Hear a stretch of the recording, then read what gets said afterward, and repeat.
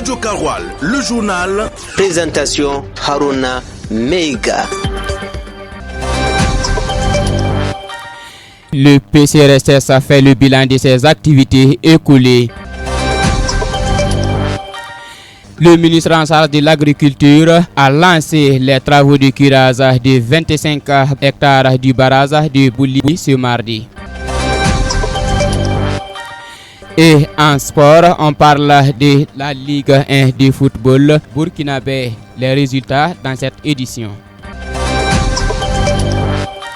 Ce sont là les titres de ce soir. Bonsoir et bienvenue. Merci de nous rejoindre pour vous informer. Ce mardi 8 avril 2025, le projet communautaire de relèvement et de stabilisation pour le Sahel PCRSS a tenu un atelier de restitution du programme de travail et budget annuel PTBA 2025. Au cours de cet atelier qui a regroupé les 6 communes bénéficiaires du PCRSS au Sahel, en plus du bilan des activités exécutées, il y aura le lancement de la préparation du PTBA 2026 ici dans la salle de réunion de la direction régionale de l'économie et de la planification du Sahel à Dori. L'essentiel de cet atelier avec Cheikh Yannick Somé. Contribuer au redressement des communautés dans les zones cibles de la région du Liptako-Gourma au Burkina Faso, au Mali et au Niger est la mission visée par le projet communautaire de relèvement et de stabilisation pour le Sahel PCRSS. Les 6 communes bénéficiaires sahéliennes ont répondu présentes pour cet atelier régional du programme de travail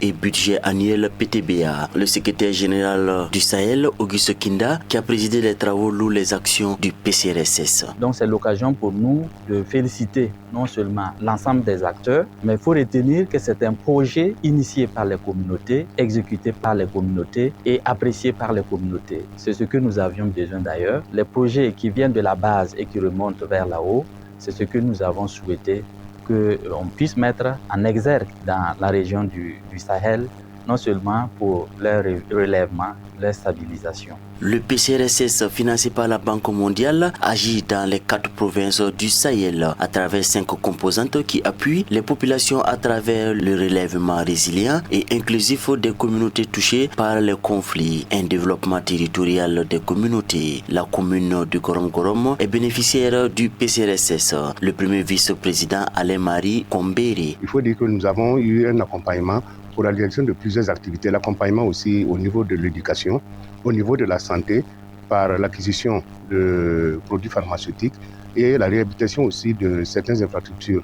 Nous avons aussi accompagné surtout la jeunesse dans l'employabilité et nous avons à ce jour un certain nombre de jeunes qui sont accompagnés dans la formation à l'obtention du permis de conduire. Dori, Gorgadji, Arbinda, Djibo, Gorom-Gorom et Seba bénéficient du projet communautaire de relèvement et de stabilisation pour le Sahel avec des réalisations éducatives, sanitaires, infrastructurelles comme l'éclairage de certaines rues de Dori et de Gorom-Gorom. Pour le PTBA 2026, il est prévu des activités similaires, à en croire Haruna Kabore, chef d'antenne régionale du Sahel. Et comme vous le savez, dans le cadre du processus de planification du projet, c'est des initiatives qui viennent de la base. Les communautés ont exprimé un certain nombre de besoins qui rentrent dans le cadre donc, de la satisfaction et l'amélioration de leurs conditions de vie. Et on peut retenir la réalisation de salles de classe, la réhabilitation et la construction de formations sanitaires dans les 6 communes. Il y a également les questions d'éclairage public qui reviennent encore avec la commune de Dori essentiellement. Le suivi des réalisations, la transmission des informations, la mise en œuvre des activités de formation au métier et la mise en œuvre des protocoles avec les partenaires facilitateurs ont constitué les points de séance des travaux avec les communes et les partenaires facilitateurs lors de cet atelier.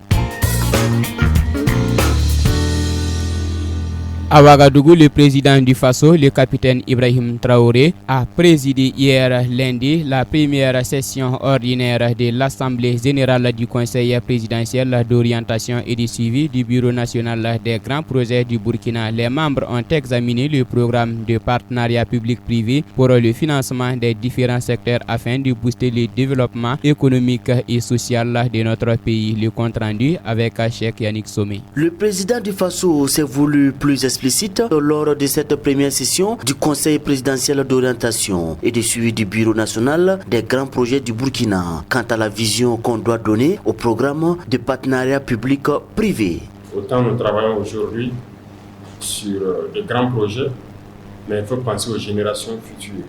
Si on doit prendre une dette, c'est pour avoir de l'efficacité et de la rapidité dans des secteurs porteurs qui peuvent être rentables rapidement. Mais s'endetter juste pour certains projets, je pense qu'on doit l'éviter.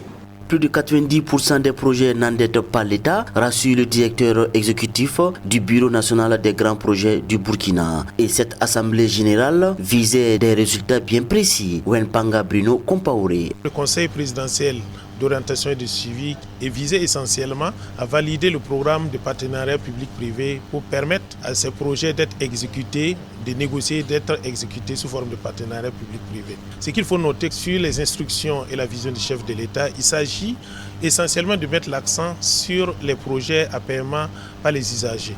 Ce qui a l'avantage d'endetter moins l'État, mais permettre également aux investisseurs privés nationaux et internationaux d'investir sur des projets stratégiques et prioritaires pour le développement économique et social du Burkina Faso. 27 des 28 projets qui ont été présentés ont été validés. Pour le président du Faso, le capitaine Ibrahim Traoré, l'accent doit être mis sur les secteurs porteurs. Nous avons des priorités.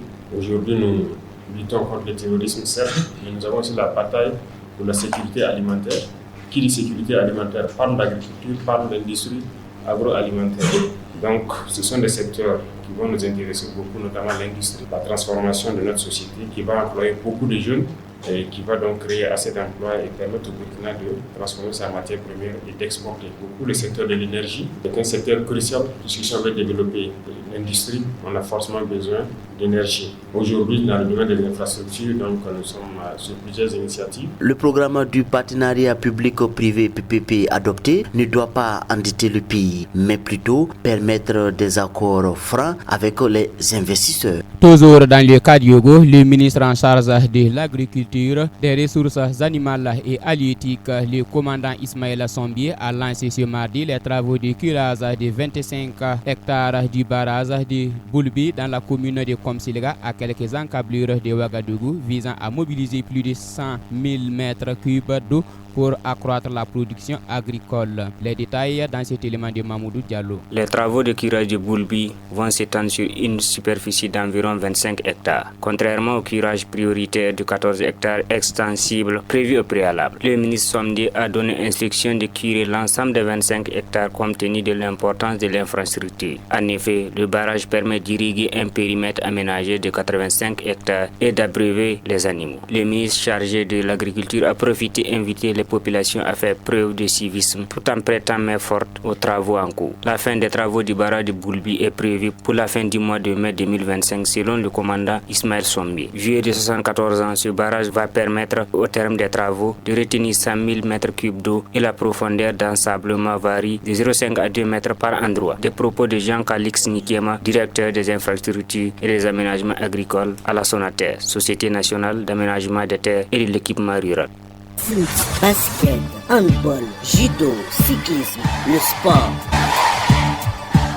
La seconde manche de la 24e journée du Faso Foot Ligue 1 s'est jouée hier lundi. Le derby de Sia s'est soldé par un score nul. Les Vierges Salitas se donne du répit face à Asfa Yenenga en s'imposant 1-0. Les détails avec Amadou Li. Pour la seconde manche de la 24e journée du Faso Foot Ligue 1, les trois matchs joués chez lundi dans le derby de Sia opposant Vitesse FC à ASFB, le match s'est soldé par un score nul les Vierges. Par contre, l'autre derby Ouagalais opposant Asfa Yenenga à Salitas FC s'est soldé par un score de 1-0 en faveur de Salitas FC. But marqué à la 54e minute par Patoulou Diara. Par contre, le duel entre le Real du Faso et Aseka de Koudougou s'est soldé par un score nul de 2 buts partout. Asek de Koudougou, avant-dernier du championnat, arrive à tenir en échec le Real du Faso, 9e du classement. Au classement, à l'issue de cette 24e journée, le Raimo FC tient la tête du classement avec 45 points. suivi de ISFA avec 40 points qui devance AS Sonabel classé 3e avec 38 points plus 10. Le bas du tableau est occupé par Salitas malgré sa victoire lors de cette 24e journée et 14e avec 25 points. ASEC de Koudougou 15e avec 25 points moins 14.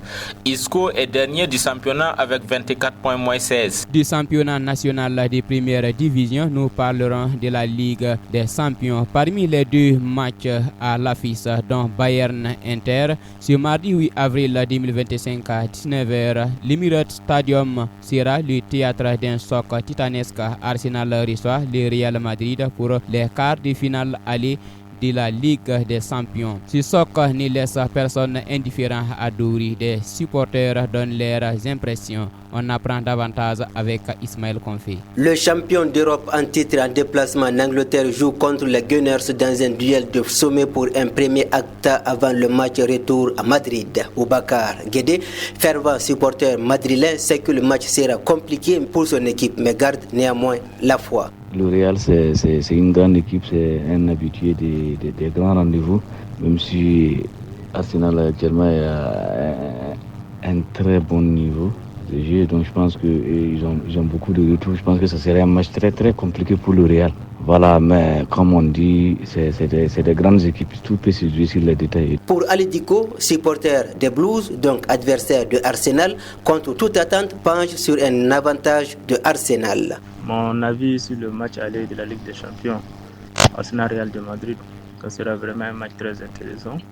Vu que Arsenal reçoit, au regard de ce qu'ils ont vraiment produit en Première Ligue à domicile, je peux dire qu'ils vont vraiment poser un souci au Real de Madrid. Parce qu'à domicile, vraiment cette année, c'est une équipe vraiment imbattable. Vu aussi que les absents, ils avaient beaucoup d'absents, mais maintenant, vu que Bukayo Saka est revenu avec Martinelli et bien d'autres joueurs qui sont en pleine forme, ça peut vraiment être une équipe vraiment très très forte. Bourema Arandé, fervent supporter de Orange et Blanc, croit à la forme de son équipe, mais n'occulte pas une bonne prestation de Real Madrid. Et pour la rencontre de ce soir, Arsenal-Real Madrid, j'allais plus me prononcer un match nul en aller qui risque d'avoir beaucoup de buts en tout cas. Deux équipes plutôt. Une défense affaiblie, mais beaucoup plus côté Real. Le Real aussi a une attaque beaucoup plus forte que celle d'Arsenal. Arsenal a été affaibli par l'absence de Gabriel à la défense. Arsenal, Real Madrid se sont affrontés 2 fois dans leur histoire en Ligue des Champions, en 2006 en 8e de finale pour une victoire londonienne. Vis repetita le soir pour le découvrir à partir de 19h.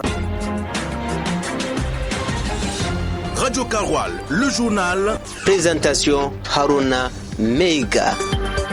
Mesdames et messieurs, c'est ici que prend fin ce journal du soir piloté techniquement par Mamoudou Diallo. Merci pour votre constante fidélité au programme de la radio Kaoural. La version full day, c'est avec Ismaël Konfé. Et à demain pour de nouvelles informations. Prenez soin de vous.